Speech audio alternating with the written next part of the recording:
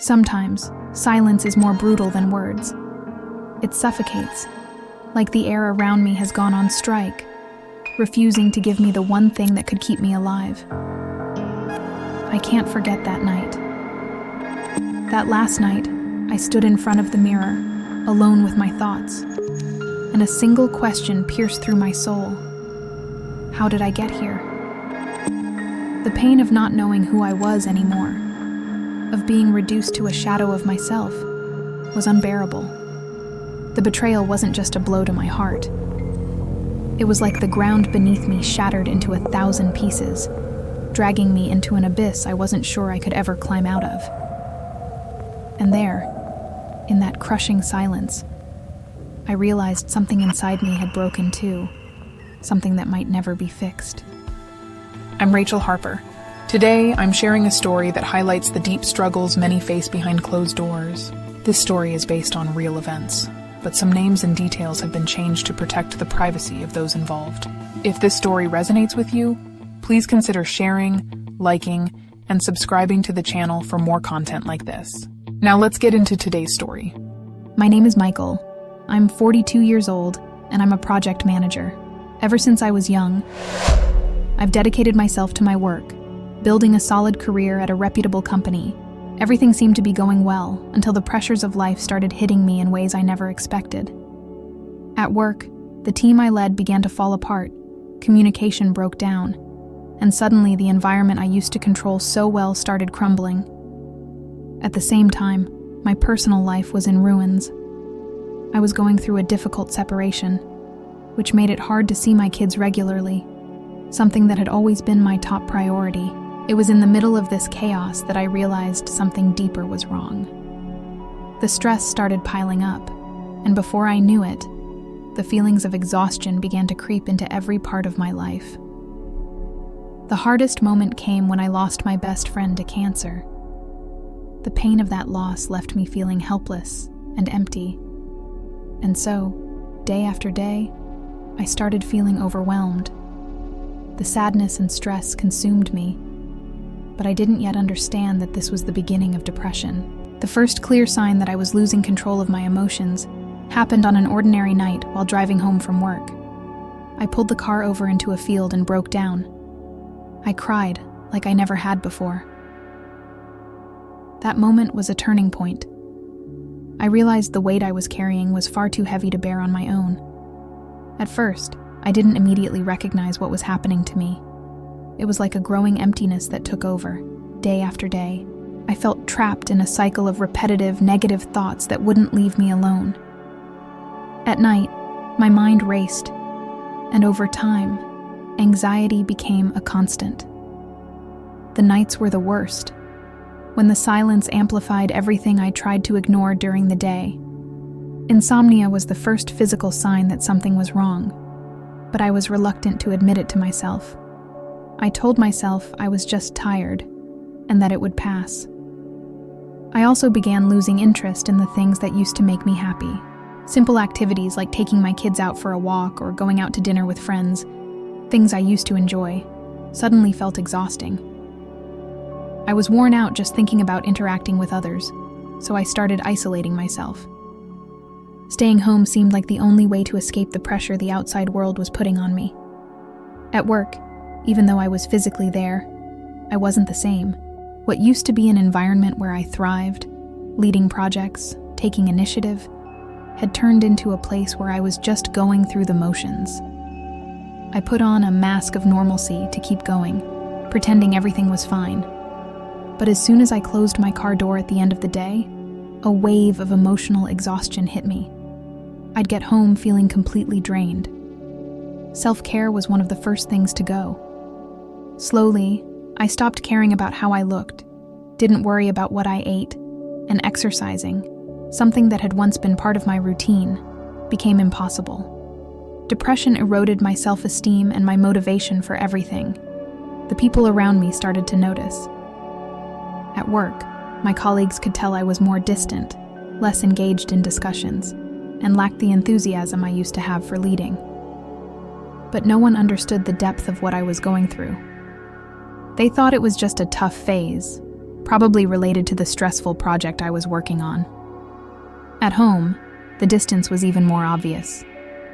My kids, who were used to having a fun and involved dad, started asking me questions. "Why don't you play with us anymore, Dad? Why are you always so tired?" Those questions broke my heart, but I just didn't have the energy.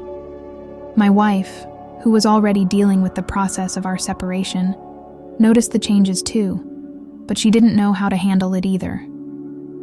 A few friends tried to reach out. They could see that I wasn't doing well, but I kept shutting them out. Every attempt to help was met with ready-made responses. "I'm fine," or "I'm just busy." I didn't want to admit what was really happening. One moment that stands out from this time was when I ran into an old college friend, Mark, at a business conference. It should have been a chance to relax and reminisce about old times, but instead, I felt uncomfortable, like I was trying to hide the chaos going on inside me. Mark, however, sensed something wasn't right. Without knowing the details, he shared his own experience with anxiety and offered to listen. At the time, I wasn't ready to accept help, but his words stayed with me. Over time, the breakdowns became more frequent and intense. I felt like I was on the verge of an emotional collapse almost all the time. The pressure at work, the divorce process, the loss of my best friend, it all piled up, suffocating me in ways I couldn't describe. There were days when I questioned how I could keep going. One of the worst moments happened one morning on my way to work. I just couldn't take it anymore. Without thinking, I veered off the road and stopped in a field. Sitting there alone, I broke down. I cried like I was breaking apart inside, feeling like I didn't have the strength to go on. In that moment, I honestly believed I couldn't keep going. During these breakdowns, my mind would spiral into chaos. I felt like a failure in every aspect. At work, in my personal life, as a father, as a human being. Self-deprecating thoughts played on repeat, like my own mind was attacking me. The emotional exhaustion was so overwhelming that while I never intended to take my own life, at times it seemed easier to just give up on everything. Strangely enough, that day I pulled over in the field turned out to be the breaking point that saved me. I had reached my limit and realized I couldn't keep living like this. Depression was taking over my life in ways I never imagined.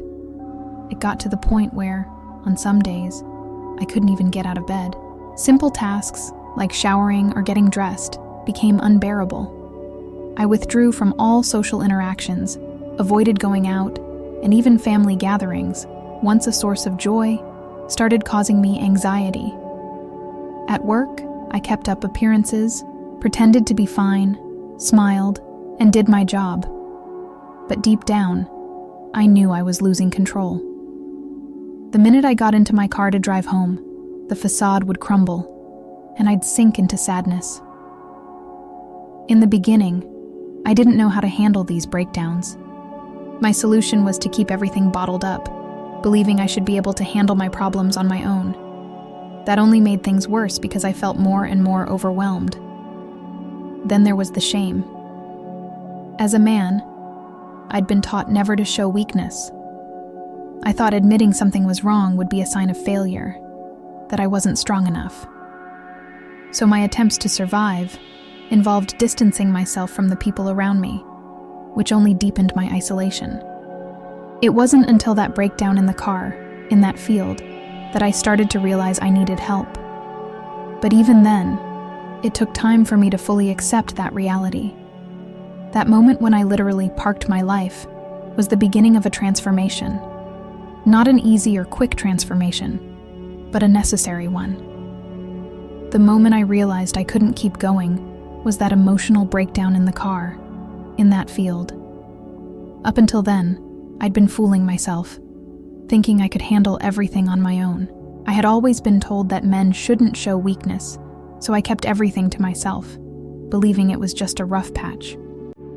But that day, as I cried uncontrollably, it became clear that I couldn't carry this weight alone. I understood the seriousness of the situation. I needed help. After that episode, a coworker who had noticed my changes approached me. He offered me a listening ear, and that conversation was a turning point. It was the first time someone truly listened, and it made me see that this was no longer about pride or resistance. I needed professional help. From there, I made the decision to see a doctor. When I was diagnosed with depression and anxiety, it was hard to accept, but it was also a relief. For the first time, I had a name for what was going on in my mind. But accepting treatment wasn't easy. I struggled with the idea that admitting I needed help was the same as admitting weakness. The old belief that men need to be strong, that they can't show vulnerability, consumed me. On top of that, I was haunted by the fear of stigma. I worried about how people at work would react if they knew I was dealing with depression, especially in an environment where the image of strength and control is everything. Despite all that resistance, the relief I felt from talking about what was happening and the urgency to take care of myself motivated me to move forward. The first step was the doctor's appointment, where I was referred to a therapist. I was also prescribed medication to help me manage the anxiety and depression. I started attending therapy sessions weekly, and this became a journey of self-discovery. In those sessions, I began questioning beliefs I'd held since childhood, and little by little, I came to understand that my vulnerability wasn't a weakness, but an essential part of my healing process. Gradually, I also began opening up to my family and close friends. Those were some of the hardest conversations I've ever had, but the support I received was surprising. My family was understanding and encouraged me to continue with my treatment. I realized that by opening up, I wasn't just allowing myself to be helped, but I was also letting the people around me see that I wasn't okay. In a way, it eased the pressure I felt to keep pretending that everything was normal. In addition to therapy, I discovered the power of being surrounded by people who understood what I was going through. I started attending support groups where others shared their experiences with depression and anxiety. This helped me feel less isolated and gave me more confidence to continue on this path of recovery. Throughout my treatment process, I realized that facing depression would require me to adopt a series of coping strategies in my daily life. One of the first things I started doing was incorporating physical exercise into my routine. In the beginning, finding the motivation was an enormous challenge. Getting out of bed was hard enough, let alone going out for a walk. But little by little, I discovered that even short walks outdoors had a calming effect on my mind. Over time, exercise became essential to my self-care. It became a kind of release valve for the stress and anxiety that were consuming me. Therapy, of course, played a central role in my recovery. The sessions weren't just a space to talk about my problems, but a place where I could reorganize my thoughts, gain new perspectives, and most importantly, develop practical strategies for handling moments of crisis. Professional support was crucial in helping me address internal issues I had been carrying since childhood. Limiting beliefs, severe self-criticism, that internal voice always telling me I was never good enough. In addition to that, I started exploring new self-care practices. Meditation and deep breathing techniques were two tools that helped me manage the moments of anxiety that used to completely take over. I began to notice that over time, these simple practices helped me maintain focus and clarity, especially during the more difficult moments. Another thing I did was start writing. I began journaling my thoughts and feelings. This helped me better organize my emotions, and perhaps most importantly, recognize patterns in my behavior.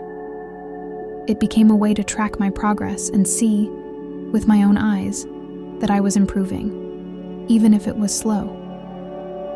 One of the biggest lessons I learned was the importance of valuing small moments of relief. I used to think that recovery would be linear, like I would wake up one day completely healed. But over time, I realized that it was the small victories that truly mattered. Days when the sadness felt a little lighter, moments when I could leave the house, or find joy in something simple like listening to music or cooking, became important milestones in my recovery. I came to understand that these moments were signs that I was on the right path. These small moments of relief changed my perception of depression. Before, I saw it as this constant, inescapable presence. But as I experienced these moments of lightness, I realized there was a way out, even if it was gradual. Although the bad days still happened, I learned that they didn't erase all the progress I had made. This shift in mindset was crucial for keeping me motivated and committed to my treatment. Another key factor in my recovery was support groups. Sharing my story with others who were going through similar experiences made me realize that I wasn't alone. It broke the emotional isolation that depression had imposed on me. Hearing other people's stories also gave me a new perspective on the strength that comes from acknowledging your own vulnerability. Little by little, I understood that by sharing my journey, I was growing stronger. And finally, I rediscovered hobbies I had abandoned, like photography.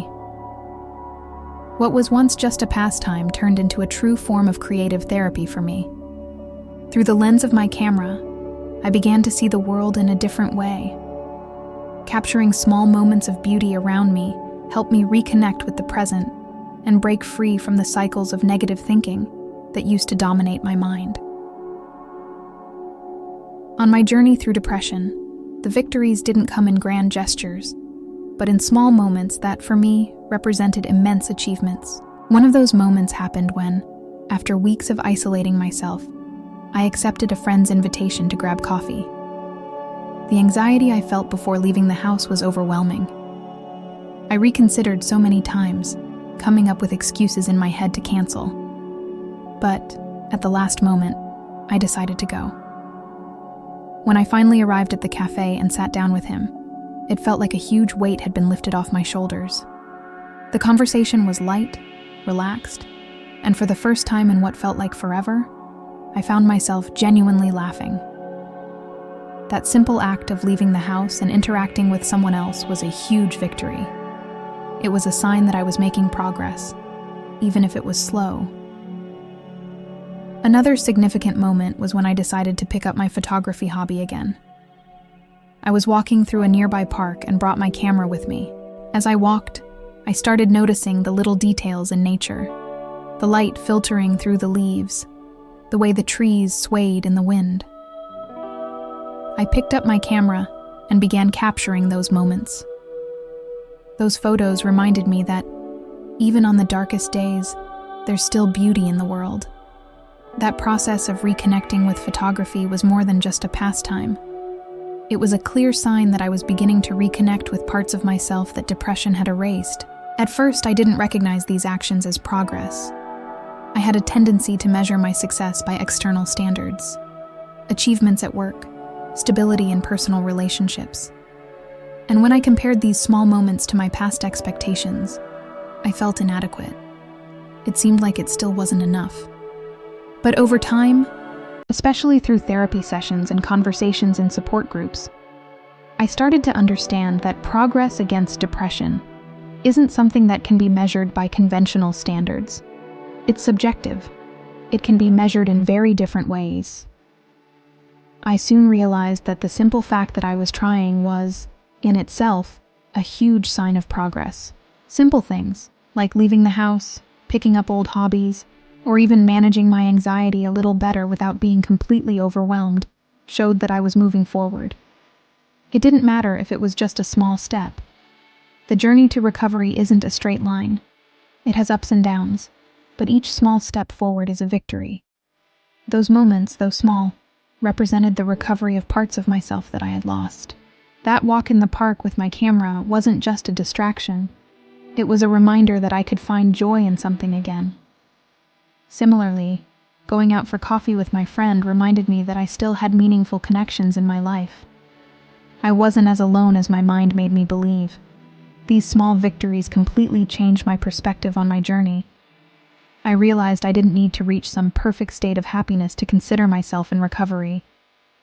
Each moment of relief, each day when I felt a little better, was a crucial piece in rebuilding my life. I learned to value those moments, understanding that they were markers of my strength and resilience. Today, a few years after the most intense moments of my struggles, I can see my life with a clarity I didn't have before. I won't say that depression has disappeared completely, because that would be a lie. I still face hard days when the darkness creeps back in. But the difference now is that I'm no longer the same person who sank into destructive thoughts, not knowing how to escape. I've learned that the fight against depression is ongoing, but with the tools I've developed throughout this journey, I feel much more prepared to face it. Today, my life is more balanced. I've found ways to manage work stress, and I no longer let professional pressures consume me like before. I've accepted that not everything will be under my control, and that failing is a part of life. This has eased the constant self-criticism that used to bring me so much pain. More importantly, I've learned to cherish the small joys in life. Moments of calm, of contentment that I used to overlook are now precious to me. While I know depression can still show up in moments of vulnerability, I feel more equipped to handle those episodes. The strategies I've adopted, like exercise, meditation, consistent therapy, and staying connected with support groups, have become essential parts of my routine. These tools give me the confidence that, even when depression reappears, I have the means to face it and overcome it. One of the biggest lessons I've learned is that I'm not alone in this journey. In the past, the feeling of isolation was one of the most crushing aspects. I felt lost and disconnected from the world around me. But today, I know I have a support system, friends, family, even colleagues who understand and are willing to listen. I've also learned to turn my own vulnerability into strength. Now, I offer support to others who are facing similar challenges, using my experience to help those still in the fight. My message to anyone who's battling depression is that there's no shame in asking for help. Often, the biggest obstacle is silence, refusing to admit that something's wrong out of fear of seeming weak or incapable. But the truth is, strength doesn't come from resisting alone. It comes from recognizing when you need support. If there's one thing I've learned along this journey, it's that the small moments of victory need to be celebrated, no matter how small they may seem. Every little step, whether it's accepting an invitation to leave the house, picking up a hobby again, or simply getting through a slightly lighter day, is a sign of progress and deserves to be acknowledged. Finally, I want to say that while the fight against depression is real and difficult, it doesn't define who you are. You are so much more than your mental condition, and no matter how dark some days may seem, there's always hope. Even in the darkest hours, there's always a light, no matter how small. And that light can be the start of something new.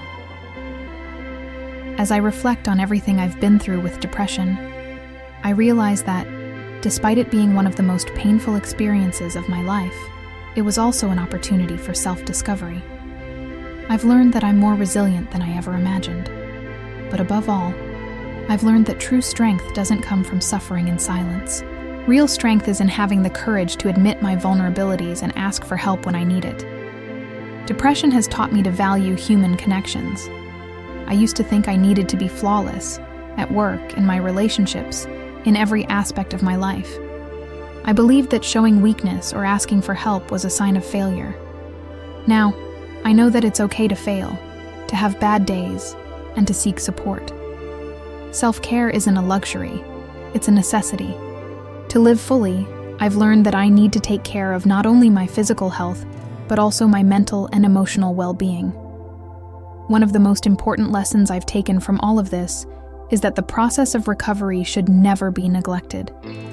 Even on the days when I feel better, I stay committed to my self-care practices, to therapy, and to finding moments of joy, no matter how small. I know the fight against depression isn't a battle with a final victory. It's a continuous journey, full of ups and downs, and accepting that reality is key to moving forward. Today, I see that celebrating the small moments of happiness, no matter how insignificant they may seem, is essential.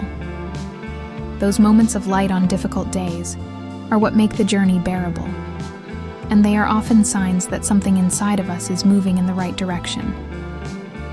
If there's one thing I want everyone who's facing depression to understand, it's that you are not alone. Depression can make you feel like you're isolated, but there's always someone willing to listen, always a way out. It could be a friend, a family member, or a professional. The most important thing is recognizing that asking for help is an act of courage, not weakness. And if I can leave one final message, it's this. Life has its challenges, and depression can make everything seem darker. But no matter how dark the path seems, there's always the possibility of change. There's always a light, even if it's just a small glimmer. Keep moving toward that light, no matter how faint it may seem. With all my gratitude, Michael. As we reach the end of Michael's inspiring story, we are reminded that even in the darkest of nights, there's always the possibility of light. The journey through depression is tough, and at times, we may feel alone. But, just as Michael has shown us, every step, no matter how small, is a victory that deserves to be celebrated. May his story encourage us all to seek support and believe that better days are ahead, even when they seem impossible to see. Now it's your turn. Share your thoughts in the comments, or tell us your own story of overcoming challenges. By sharing our experiences, we create connections and help one another find strength in the small victories. Subscribe to the channel for more inspiring stories like Michael's, and don't forget to like the video. Together, we can face the challenges of mental health with empathy, support, and courage. Don't give up. There's always light, even in the hardest times. Remember, there's hope, and there's strength in sharing.